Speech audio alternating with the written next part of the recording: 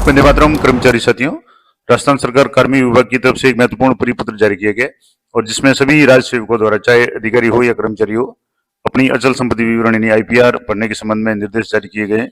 और विगत कई वर्षों में अगर किसी भी कारण से आप अपनी आईपीआर नहीं भर पाए तो अभी भी आपके लिए एक अंतिम चांस दिया गया है कि आप अपनी अचल संपत्ति विवरण है वो राजकाज पोर्टल पर भर सकते हैं। और अगर कोई कर्मचारी अभी भी नहीं भरता है तो उसकी आगामी जो भी विजिलेंस क्लियरेंस है वो भी नहीं दी जाएगी, प्रतिद्वंदी पे विचार भी नहीं किया जाएगा और आगामी वेतन वृद्धि रोकने का भी जो निर्देश है वो पहले जारी हो चुके हैं। अब मैं आपको इस वीडियो में बहुत इंपॉर्टेंट वीडियो तो एक तो ये बताऊंगा कि आपकी किस साल की आईपीआर बकाया है, आप कैसे जानेंगे। दूसरा, किस स्तर के कार्मिकों को या अधिकारियों को किस किस साल से अपनी आईपीआर ऑनलाइन करनी है और उस साल के बाद की अगर कोई भी आईपीआर आपकी बकाया है, किसी कारण से किसी वर्ष की नहीं भर पाए, तो आप अभी भी भर सकते हैं। पूरा प्रोसेस मैं आपको बताऊंगा। तो सबसे पहले बात करेंगे परिपत्र की। ये जो परिपत्र दिया हुआ है इसमें वो लिखा हुआ है कि जिन कार्मिकों द्वारा, राज्य सेवकों द्वारा विगत वर्षों में अपना अचल संपत्ति विवरण राजगार पोर्टल पर ऑनलाइन नहीं भरा है, उन्हें एक अंतिम अवसर प्रदान करते हुए अपना जो अचल संपत्ति विवरण है वो ऑनलाइन भरने हेतु 25/4/2025 तक का समय दिया गया। यानी आज 12 तारीख हो चुकी है तो 25 तारीख तक का समय दिया गया। उससे पहले पहले आप अपनी बकाया कोई भी अगर किसी भी वर्ष की है तो वो भर सकते हैं। और इसके अलावा जितनी भी आपकी आईपीआर पहले भरी जा चुकी है वो सारी आप चेक कर सकते हैं।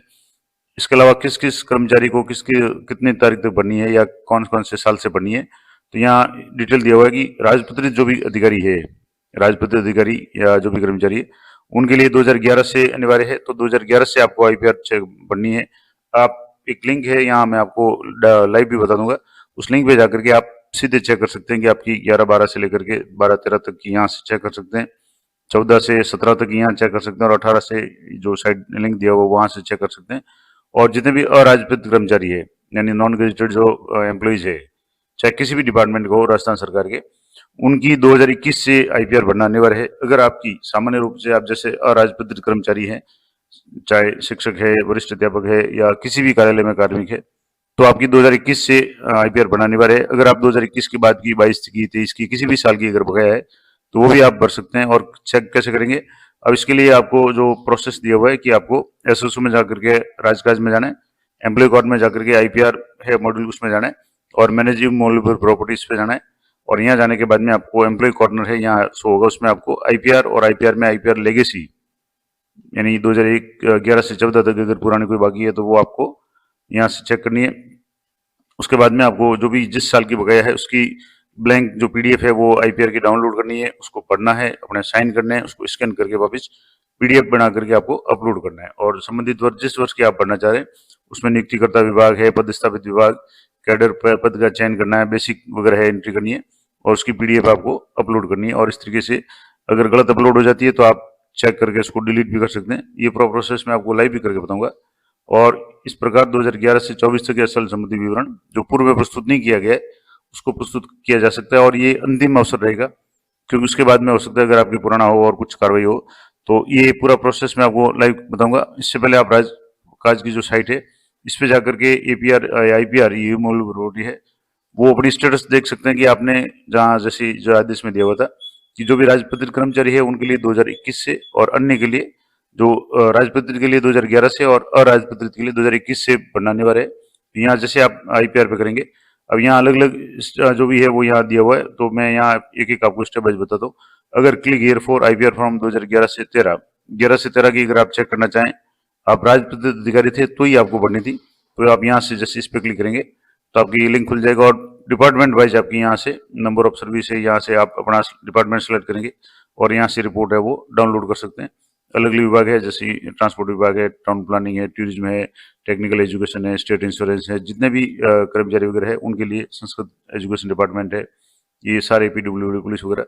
अब इसके बाद में अगर मान लो आपकी आईपीआर 2017 तक की बाकी है, 14 से 17 तक की, तो आप यहाँ से इस लिंक से चेक कर सकते हैं। यहाँ आपको अपना डिपार्टमेंट सेलेक्ट करना, जो भी डिपार्टमेंट है, जैसे मान लो एलिमेंट्री एजुकेशन है, सर्विस है, नाम है और ईयर सेलेक्ट करना तो आपकी शो हो जाएगी।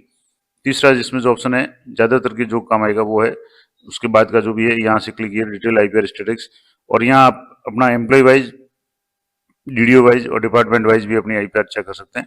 हालांकि इस पर मैं पहले भी वीडियो बना चुका हूँ, लेकिन अगर आप चेक करना चाहें कि आपके कौन से साल की बकाया है तो यहाँ से आप, जैसे मैं एक एम्प्लॉय चेक कर रहा हूँ, कोई भी एम्प्लॉय यहाँ से जैसे कर लिया और यहाँ सर्च पे क्लिक करेंगे तो आपकी पूरी यहाँ से जैसे ये है, अब यहाँ आपके शो हो जाएगा कि आपकी 2025 की भरी हुई है, डाउनलोड कर सकते हैं, 24 की भरी हुई है, 23 की भरी हुई है, 22 की भरी हुई है, 21 की भरी हुई है और 20 की भरी हुई है।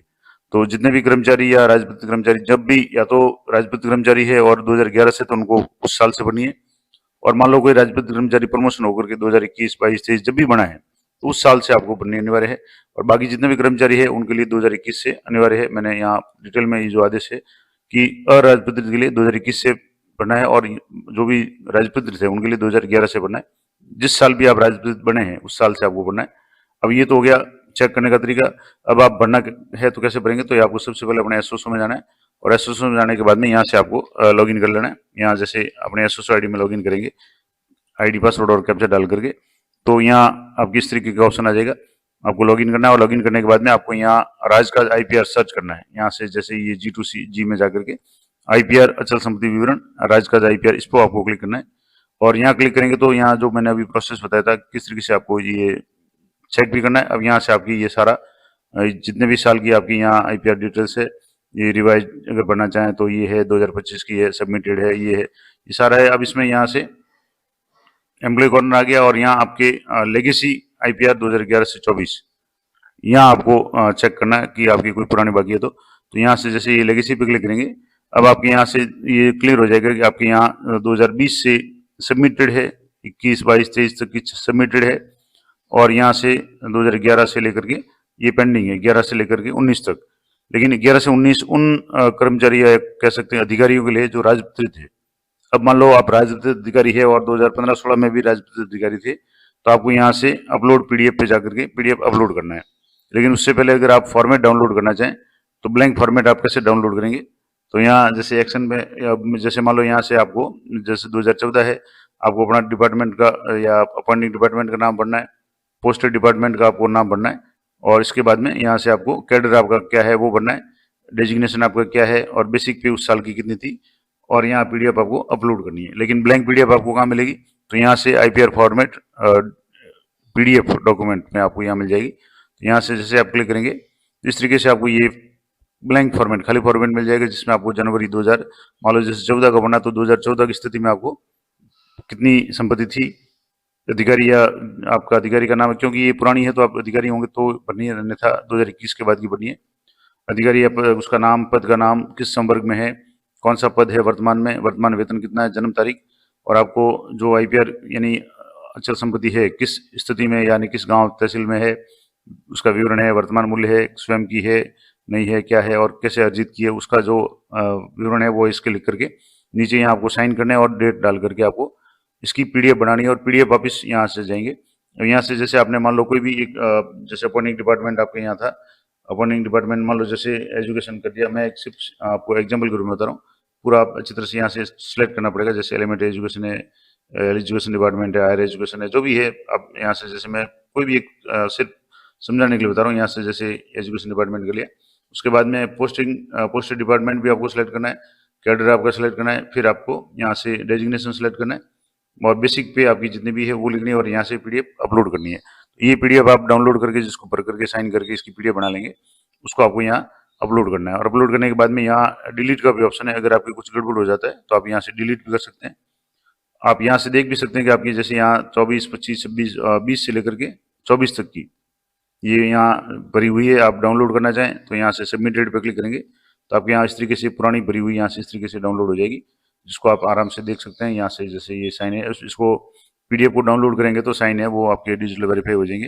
तो ये पूरा मैंने आपको प्रोसेस बता दिया, और जो मेन आदेश है परिपत्र जारी किया गया कि आपको अनिवार्य रूप से भरना है, और इसमें कुछ भी प्रॉब्लम आती है तो आप जो आईटी अधिकारी है, यहाँ नंबर भी दिए हुए हैं 0141 और 292 2281, और इस तरीके की ये जो नंबर दिए हुए हैं 1149 1856 और 1301, इस पर आप संपर्क कर सकते हैं। ये शासन सचिव द्वारा आदेश है, और बहुत ही इंपॉर्टेंट आदेश है, क्योंकि आईपीआर के अभाव में आपकी जो भी पदोन्नति वगैरह है कई चीजें अटक जाती है।